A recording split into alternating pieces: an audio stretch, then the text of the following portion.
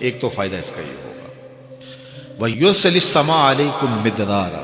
آسمان سے موسلادھار بارشیں بھی برسی، وَيُمْدِدْكُمْ بِأَمْوَالٍ وَبَنِينَ، اور اللہ تمہیں استغفار کی برکت سے مالا مال بھی کر دے گا، وَبَنِينَ، اور تمہیں بیٹے بھی عطا کرے، وَيَجْعَلْ لَكُمْ جَنَّاتٍ وَيَجْعَلْ لَكُمْ أَنْهَارًا، تمہیں باغ بھی عطا کرے گا اور تمہیں چلتی ہوئی نہریں بھی عطا فرمائے گا۔ آج میں سمجھتا ہوں کہ پاکستانی قوم کو اجتماعی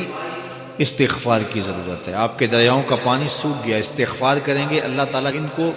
پانیوں سے مالا مال کر دے گا، بارشیں ہوں گی، قحط سالیاں دور ہوں گی، بے اولادوں کو استغفار سے اولاد نصیب ہوگی، اور معیشت کی بہتری